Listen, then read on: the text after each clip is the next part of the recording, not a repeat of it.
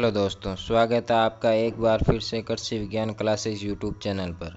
आशा करता हूं कि आप सभी स्वस्थ होंगे, मस्त होंगे और सेकंड सेमेस्टर की तैयारी कर रहे होंगे। जैसा कि आपने पिछली क्लास में जो हमने प्राइमरी न्यूट्रिएंट्स के कार्य, उनकी कमी के लक्षण और उनकी अधिकता से क्या क्या हानिकारक प्रभाव पड़ते हैं, ये हमने पढ़ा था। और आज की क्लास जो कि होने वाली है पार्ट 4, जिसमें हम पढ़ने वाले हैं कि जो सेकेंडरी और माइक्रो न्यूट्रिएंट्स होते हैं उनकी कमी के लक्षण और कार्य हम आज की क्लास में पढ़ने वाले हैं। और इससे पहले यदि आप इस चैनल पर नए हैं और आपने अभी तक चैनल को सब्सक्राइब नहीं किया है तो चैनल को सब्सक्राइब कर दें और बेल आइकन को भी प्रेस कर दें। इसके साथ ही वीडियो को लाइक और अपने दोस्तों से भी शेयर करें ताकि वो भी अपनी ओजीपी को शानदार तरीके से ग्रोथ कर सके। चलिए, तो आज का टॉपिक जो पिछली क्लास में था वही टॉपिक रहने वाला है। उसी टॉपिक को हम आगे बढ़ाएंगे, जिसमें हम आज सेकेंडरी न्यूट्रिएंट्स पढ़ेंगे। जिसमें पहला न्यूट्रिएंट्स है कैल्शियम। कैल्शियम के कार्य देखते हैं हम। कैल्शियम का पहला कार्य है cell wall formation and strength. यानी जो कैल्शियम कोशिका भित्ति में जो कैल्शियम पेक्टेट होता है के रूप में मौजूद होता है, जिससे कोशिका मजबूत और संरचनात्मक रूप से स्थिर रहती है। यानी जो सेल मेम्ब्रेन होती है, जो कोशिका भित्ति होती है, उसमें कैल्शियम पेक्टेट के रूप में मौजूद होता है, जिससे कोशिकाएं मजबूत और संरचनात्मक रूप से स्थिर रहती है।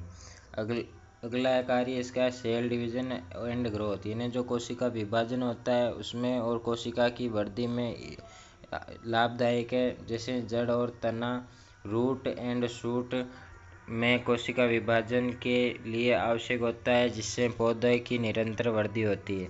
यानी जो कैल्शियम होता है ये पौधे के ऊपरी भाग जो नई पत्तियां होती है उनमें पाया जाता है, इसका प्रभाव दिखता है।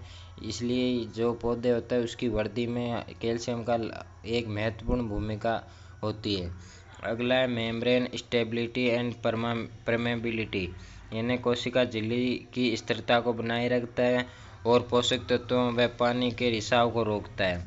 अगला है activates enzyme and metabolic process. यानी जो चयापचय आंतरिक क्रिया होती है उनकी वृद्धि और जो एक एंजाइम होते हैं उनको एक्टिव करता है। जैसे कई एंजाइम का सहकारक को फैक्टर होता है जो प्रोटीन संश्लेषण और एटीपी निर्माण में हाइड्रेट चयापचय में मदद करता है। यानी जो एटीपी निर्माण होता है उसमें भी कैल्शियम का लाभदायक है, और कार्बोहाइड्रेट के चयापचय में भी और प्रोटीन के संश्लेषण में भी कैल्शियम का एक महत्वपूर्ण भूमिका अदा करता है। अगला इसका कार्य रूट एंड शूट डेवलपमेंट। यानी जो जड़ और तना होता है उसके विकास के लिए भी कैल्शियम आवश्यक है। स्वस्थ जड़ और तने की वृद्धि को बढ़ावा देता है, जिससे पौधे मजबूत और स्वस्थ बनते हैं। यानी जो कैल्शियम होता है उससे तने की वृद्धि होती है, जो तने का ऊपरी भाग होता है वह मजबूत होता है और स्वस्थ भी रहता है। अगला है इम्प्रूव्स स्ट्रेस टॉलरेंस। यानी जो पौधे होते हैं उनको गर्मी, लवणता और सूखे के प्रति सहनशील बनाता है, जिससे जल संतुलन सही बना रहता है। अगला है टॉक्सिसिटी ऑफ अदर न्यूट्रिएंट्स। यानी जो अन्य जो पोषक तत्व है, जैसे हमने प्राइमरी पोषक तत्व पढ़े, उनकी जो अधिकता होती है उसको भी कैल्शियम नियंत्रित करता है। जैसे पोषक तत्वों के अवशोषण को नियंत्रित करता है और सोडियम, एल्यूमिनियम और हेवी मेटल्स के विषाक्तता को रोकता है। यानी जो सोडियम और एल्यूमिनियम होती है इसकी यदि पौधे में अधिकता हो जाए उसका भी ये नियंत्रित करता है और पौधे को हानिकारक प्रभाव से बचाता है। अगला और इसका लास्ट कार्य essential for pollen tube growth and fertilization. यानी जो परागण होते हैं और बीज निर्माण में महत्वपूर्ण भूमिका निभाता है, जिससे फल उत्पादन बढ़ता है। यानी जो पौधों में परागण जो पोलन ट्यूब होती है उसकी वृद्धि के लिए भी कैल्शियम आवश्यक होता है। अगला पढ़ेंगे deficiency symptoms of calcium in plant. यानी जो कैल्शियम पोषक तत्व इसकी कमी से पौधे पर क्या क्या प्रभाव पड़ने वाले हैं। इसमें young leaf deformation and tip burning. यानी जो नई पत्तियां विकृत होती है, मुड़ी हुई होती है और मरी हुई हो जाती है। यानी जो नई पत्तियां होती है वह मुड़ जाती है और झुलस जाती है। अगला है वीक एंड ब्रिटल सेल में वॉल्स। यानी कोशिकाएं कमज़ोर हो जाती है और जिससे पत्तियां झुलस जाती है और फलों में दरार पड़ती है और संरचनात्मक कमजोरी आ जाती है। अगला है कि root damage and stunted growth, यानी जो रूट होती है उस वो डैमेज हो जाती है और तना भी ग्रोथ नहीं कर पाता है। जैसे जड़ें कमज़ोर और भूरी हो जाती है, जिससे पानी और पोषक तत्वों का अवशोषण कम हो जाता है। अगला है ब्लूजूम एंड रूट इन फ्रूट्स, यानी जो टमाटर और मिर्च और तरबूज जैसे फसलों में ब्लूजूम एंड रूट हो जाता है, जिससे फल के सिरे काले और धसे हुए हो जाते हैं। यानी जो टमाटर मिर्च और तरबूज जैसी फलों में है ना, जो इसकी कमी से जो फल के सिरे होते हैं वो काले और धसे हुए होते हैं। अगला है बिटर पिट इन एप्पल, यानी जो सेम के फलों में छोटे छोटे भूरे गड्ढे धसे हुए धब्बे दिखाई देते हैं। अगला है poor flowering and fruit set, यानी जो परागण की कमी और फल बनने में असामान्यता आ जाती है, जिससे फसल उत्पादन कम होता है। यानी जब परागण की क्रिया ही नहीं होगी तो फल ही नहीं बनेंगे, और फल नहीं बनेंगे तो उत्पादन में काफ़ी नुकसान और उत्पादन कम हो जाता है। अगला है internal browning in cabbage and lettuce, यानी पत्ता गोभी और लेट्यूस के पत्तों के अंदर भूरे धब्बे बन जाते हैं, जिससे फसल की गुणवत्ता गिर जाती है। यानी जो पत्ता गोभी होती है उसके पत्तों में यदि भूरे भूरे धब्बे दिखाई देंगे तो उसकी जो गुणवत्ता होती है वो कम हो जाती है। अगला है इंक्रीज्ड डिजीज सस्केप्टिबिलिटी, यानी पौधे कमज़ोर हो जाते हैं और फफूंद संक्रमण और जीवाणु रोगों से जल्दी प्रभावित होते हैं। यानी फंगल इन्फेक्शन और बैक्टीरियल डिजीज़, यदि कैल्शियम की कमी होगी तो ये ज़्यादा प्रभावी होंगे और इससे पौधे को काफ़ी नुकसान भी हो सकता है। दूसरा सेकेंडरी न्यूट्रिएंट्स है मैग्नीशियम के कार्य हम पढ़ते हैं कि क्लोरोफिल फॉर्मेशन, ये इसका मुख्य कार्य है जो आपसे ज़्यादातर एग्जाम में पूछा जाता है कि क्लोरोफिल का निर्माण किससे होता है। एक तो मैग्नीशियम और नाइट्रोजन से इसका क्लोरोफिल का निर्माण होता है। मैग्नीशियम क्लोरोफिल अणु है, जो अणु का केंद्रीय तत्व है, जिससे प्रकाश संश्लेषण का सुचारू रूप से चलता है। ये मोस्ट है, याद कर लेना। अगला है एक्टिवेशन ऑफ एंजाइम, यानी ये 300 से अधिक एंजाइमों को सक्रिय करता है जो कार्बोहाइड्रेट चयापचय, यानी कार्बोहाइड्रेट मेटाबॉलिज्म, एटीपी संश्लेषण और प्रोटीन निर्माण में सहायक है। यानी ये जो मैग्नीशियम होता है ये एक तो क्लोरोफिल के निर्माण में सहायक है, दूसरा इसमें बहुत से एंजाइम होते हैं जैसे कार्बोहाइड्रेट चयापचय और एटीपी संश्लेषण और प्रोटीन निर्माण में भी सहायक है। अगला है एटीपी प्रोडक्शन, यानी जो एटीपी होता है एटीपी को सक्रिय करता है, जो पौधों को ऊर्जा वहन करने में प्रमुख अणु है। अगला है protein and nucleic acid synthesis, यानी जो प्रोटीन का संश्लेषण और न्यूक्लिक एसिड का संश्लेषण करता है, डीएनए और आरएनए और प्रोटीन के संश्लेषण में सहायता करता है, जिससे पौधे की वृद्धि और विकास सुचारू रूप से होता है। यानी जब मैग्नीशियम प्रोटीन का संश्लेषण करेगा तो पौधे की वृद्धि और विकास सुचारू रूप से होता है। अगला है रेगुलेशन ऑफ न्यूट्रिएंट्स अपटेक, यानी फास्फोरस नाइट्रोजन पोटेशियम के अवशोषण को संतुलित करता है। यानी जो प्राथमिक पोषक तत्व हैं एनपीके, उनके जो अवशोषण होता है उसको संतुलित करता है। अगला है इम्प्रूव स्ट्रेस टॉलरेंस, यानी जो पौधों में जो सूखा, गर्मी और लवणता के प्रति सहनशीलता बढ़ाता है। अगला है शुगर एंड स्टार्च ट्रांसलेशन, यानी पत्तियों से जड़ों और भंडारण अंगों तक शर्करा और स्टार्च के परिवहन में मदद करता है। यानी जो पत्तियों से जड़ों तक का जो शर्करा और स्टार्च का परिवहन होता है उसमें मैग्नीशियम एक महत्वपूर्ण भूमिका निभाता है। अगला अब हम इसके पढ़ेंगे जो कमी के लक्षण। पहला इसका कमी का लक्षण है इंटरवीनियल क्लोरोसिस, यानी पुरानी पत्तियों में नसों के बीच पीला पड़ना शुरू हो जाता है जबकि नसें हरी बनी रहती है। यानी जो पुरानी पत्तियां होती है उनमें पीला पड़ना शुरू होता है जबकि नसें हरी रहती है। यानी पत्तियों की जो नसें होती है वो तो पीली पड़ जाती है जबकि पत्ता जो हरी नसें होती हैं वो हरी रहती है। अगला leaf curling and brittle leaves, यानी पत्तियां ऊपर से मुड़ जाती है और पतली और भंगूर हो जाती है। अब हम इसका अगला कमी का लक्षण पढ़ेंगे कि पर्पल और रेडियस डिस्क्लोरेशन, यानी गंभीर कमी होने से पत्तियां में बैंगनी या लाल रंग दिखाई देने लगता है। अगला है प्री मैच्योर लीफ ड्रॉप, यानी पुरानी पत्तियां जल्दी झड़ जाती है जिससे पौधे की उत्पादकता घट जाती है। इन्हें जो पुरानी पत्तियाँ होती है इसकी मैग्नीशियम की कमी से जल्दी जड़ जाती है और जिससे के कारण पौधे की मृत्यु जल्दी हो जाती है और उत्पादकता में भी कमी आती है। अगला stunted growth and poor yield, यानी प्रकाश संश्लेषण की कमी के कारण पौधे की विकास धीमा हो जाता है और फसल उत्पादन में कम हो जाता है। अगला इंक्रीज डिजीज सस्टेनेबिलिटी, यानी पौधे फफूंद रोग और कीट हमलों के प्रति अधिक संवेदनशील हो जाते हैं। इन्हें यदि मैग्नीशियम की कमी होगी तो जो फफूंद यानी फंगल डिजीज और पेस्ट अटैक्स होते हैं उससे पौधा जल्दी प्रभावी होगा और पौधे उनके प्रति संवेदनशील हो जाता है। आप ये ज़्यादा नोट्स दे के आपको डरना नहीं है, आपको केवल ये जो नीले नीले में लिखे हुए हैं ये आपको याद करने, ये याद करोगे ये ऑटोमेटिक आपको याद हो जाएंगे। अगला है, अब हम जो सेकेंडरी न्यूट्रिएंट्स होता है तीसरा सल्फर, उसके बारे में पढ़ते हैं। इसका कार्य ये है कि प्रोटीन और एमिनो एसिड का संश्लेषण करता है। जैसे सल्फर पौधे में सिस्टीन और मेथियोनिन जैसे अमीनो एसिड के निर्माण के लिए आवश्यक होता है जो प्रोटीन का मुख्य घटक है। अगला एंजाइम एक्टिवेशन, यानी कई एंजाइम के लिए सहकारक के रूप में कार्य करता है जिससे जैव रासायनिक प्रक्रिया सुचारू रूप से चलती है।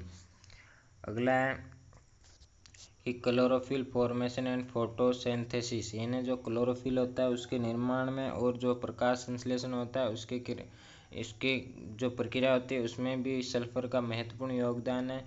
क्लोरोफिल के निर्माण में मदद करता है जिससे प्रकाश संश्लेषण की प्रक्रिया प्रभावी होती है। विटामिन एंड ऑयल प्रोडक्शन, यानी जो विटामिन जो ये सल्फर होता है ये विटामिन और तेल के संश्लेषण में सहायता करता है, विशेष रूप से सरसों, सोयाबीन और सूरजमुखी जैसी तिलहनी फसलों में जो तेल कंटेंट होता है उसमें सल्फर का एक महत्वपूर्ण योगदान होता है।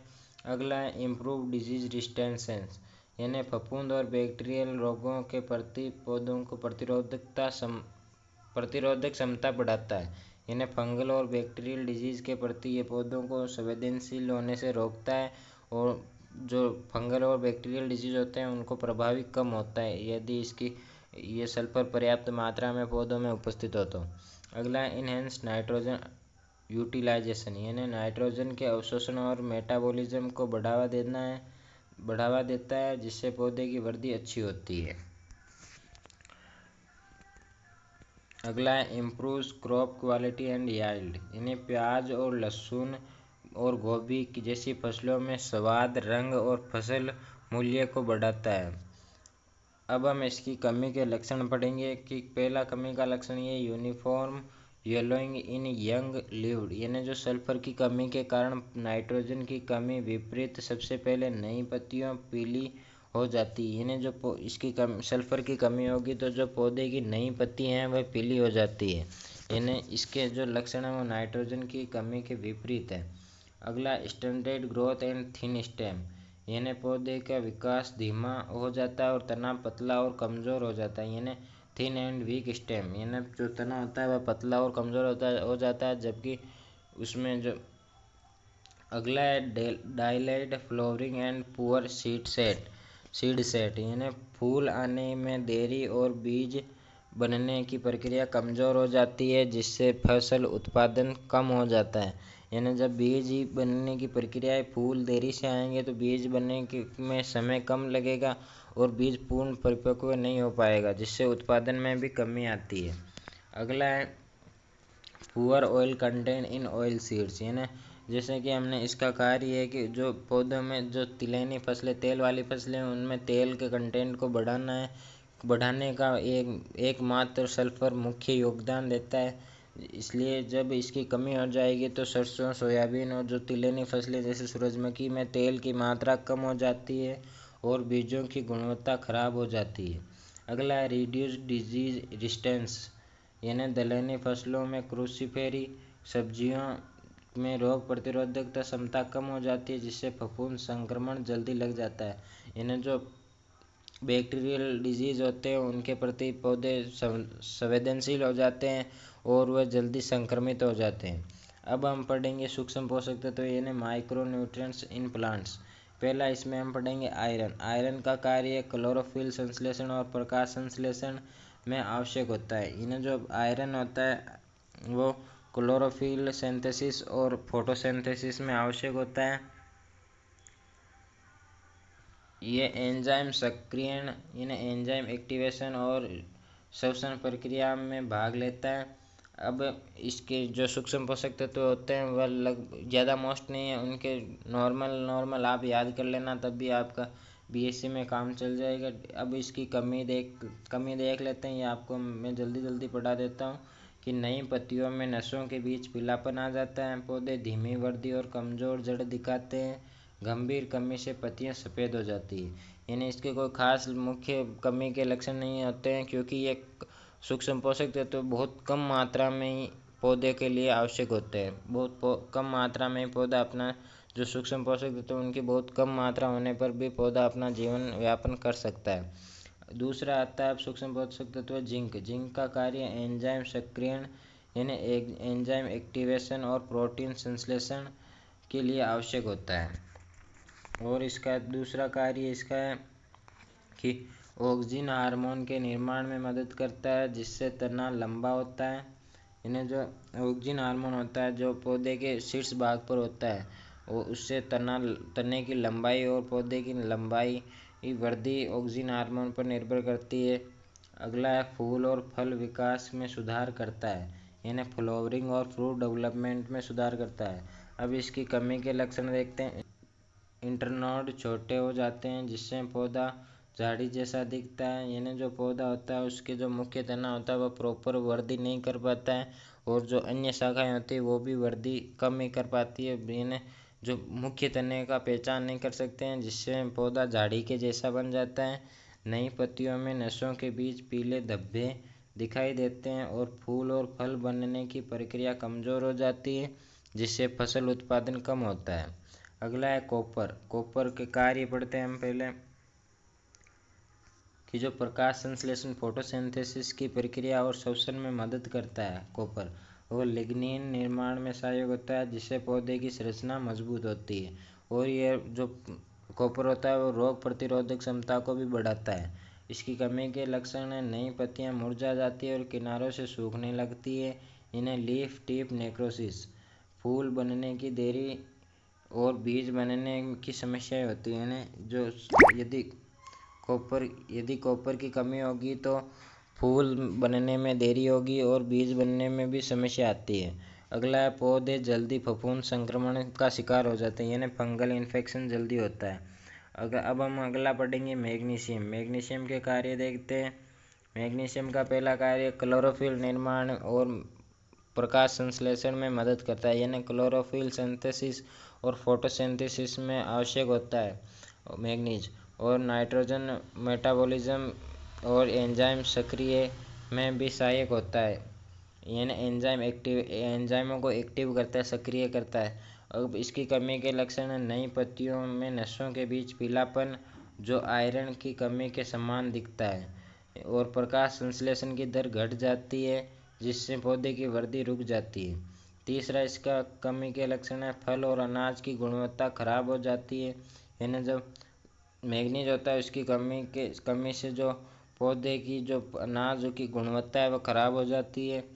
पांचवा सूक्ष्म पोषक तत्व है मोलिब्डेनम के कार्य हम पढ़ते हैं कि मोलिब्डेनम का कार्य दलहनी फसलों में नाइट्रोजन स्थिरीकरण यानी नाइट्रोजन फिक्सेशन के लिए आवश्यक होता है। नाइट्रोजन मेटाबॉलिज्म में शामिल एंजाइमों के लिए सहायक होता है।